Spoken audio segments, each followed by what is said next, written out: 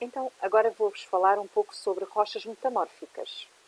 E essa matéria vocês podem encontrar no manual, entre as páginas 111 e 113. Então, rochas metamórficas, tal e qual como o nome faz lembrar, resultam de metamorfismo. E metamorfismo faz lembrar uma outra palavra, que é metamorfose, que significa transformação. E qualquer rocha,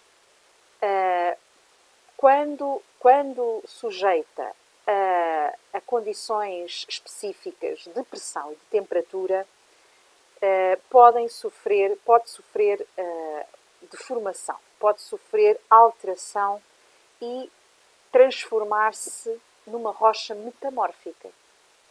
Então, estas rochas resultam então de um aumento de pressão e um aumento de temperatura em profundidade. E temos aqui, por exemplo, no caso do granito, quando o granito em profundidade sofre um aumento de temperatura, um aumento de pressão e a existência de fluidos circulantes, a sua estrutura e composição mineralógica vão ficar alteradas e vão dar origem a uma rocha metamórfica. Essa rocha metamórfica tem o nome de gneiss.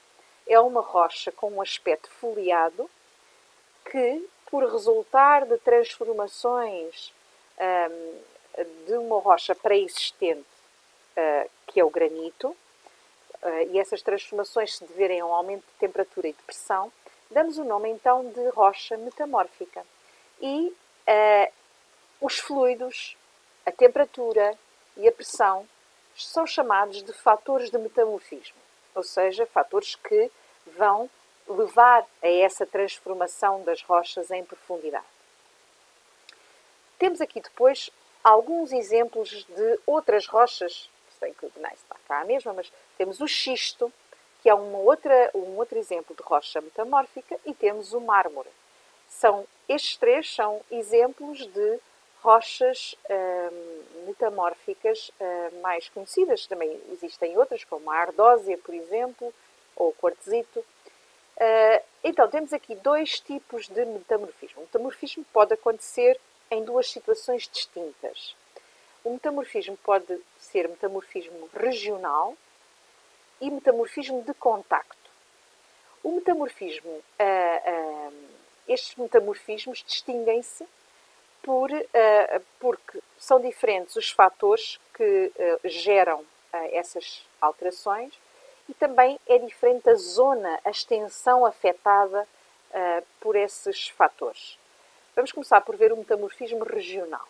Então, o metamorfismo regional será aquele que resulta de pressões e temperaturas elevadas devido principalmente à colisão de placas, a forças enormes de massas de rocha que se apertam umas contra as outras e que levam a este aumento de pressão e de temperatura e sempre a ação de fluidos circulantes que vão transformar, vão deformar as rochas que aí existem e, portanto, afetam zonas extensas, porque normalmente isso não acontece num único ponto, normalmente é uma extensão, e, portanto, o metamorfismo regional é, então, um metamorfismo que afeta, normalmente, as rochas em zonas onde as placas tectónicas estão a chocar umas com as outras. Temos depois o metamorfismo de contacto.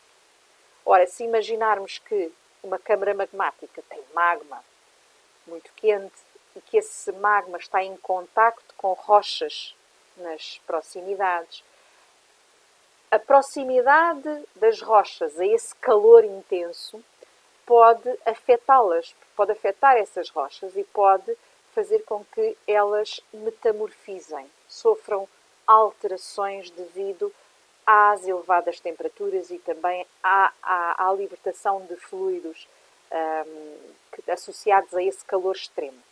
Então, este metamorfismo é um metamorfismo mais local, mais pontual, não afeta grandes extensões e, portanto, tem a ver com o contacto com superfícies extremamente quentes. Ora, como é que nós podemos identificar rochas metamórficas.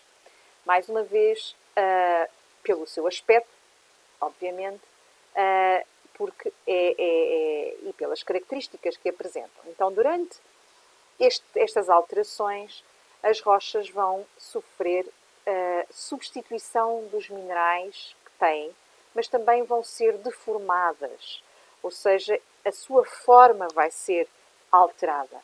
E, portanto, nós vamos ver alterações na sua composição e na sua estrutura. E, portanto, podemos, pelo aspecto, por exemplo, a ardósia, que a conhecem com certeza das lousas, dos quadros e das telhas, que também se usam, onde também se usam muitas vezes, onde se usa ardósia. A ardósia é uma rocha que é constituída por lâminas. Conseguimos ver um aspecto foliado, como se tivesse folhas. Da mesma forma, o xisto. O xisto é outra rocha que também é constituído por lâminas. E se nós partirmos essas rochas, vão-se soltar essas lâminas paralelas, lâminas lisas. E, portanto, tanto a ardósia como o xisto são rochas metamórficas que sofreram alterações, sofreram metamorfismo devido a elevadas pressões. Basta imaginar as rochas a serem apertadas e os seus minerais a ficarem em planos paralelos e, portanto, ficarem com este aspecto foliado. Depois, temos aqui a imagem da ardósia e do xisto, que tem uma textura foliada, ou seja, parece que tem folhas paralelas, não é? Como se fossem empilhadas. O gneiss, que vimos há pouco, que era uma rocha que resultava de granito, que sofria metamorfismo, também é uma rocha com um aspecto, ela não parte em lâminas, mas ela apresenta uma alternância, este aspecto em bandas, não é? De minerais mais claros e minerais mais escuros, portanto também tem uma textura foliada. E quando então nós temos este aspecto foliado, podemos ter a certeza, podemos saber que estas rochas se formaram por metamorfismo regional. Aquele metamorfismo que resulta de pressões. Nós imaginamos, conseguimos visualizar quase a rocha a ser apertada e a ficar com este aspecto foliado. Por outro lado, se tivermos mármore, o mármore é uma rocha metamórfica que não tem um aspecto foliado. Ela não tem aquele aspecto os minerais não estão alinhados paralelamente e, portanto, não tem essa textura semelhante à do xisto ou semelhante ao gneiss. Dizemos que o mármore apresenta uma textura não foliada. Portanto, não partem lâminas. Porquê? Porque, na verdade, o que dá origem ao mármore não é a pressão, é a temperatura. Portanto, é o calor. O calor e a libertação dos fluidos, de determinados fluidos,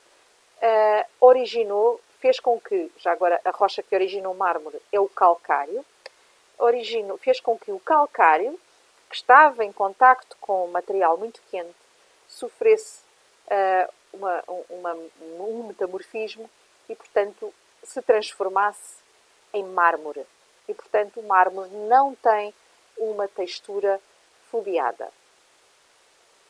Agora, temos aqui rochas diferentes, que deram origem a rochas metamórficas.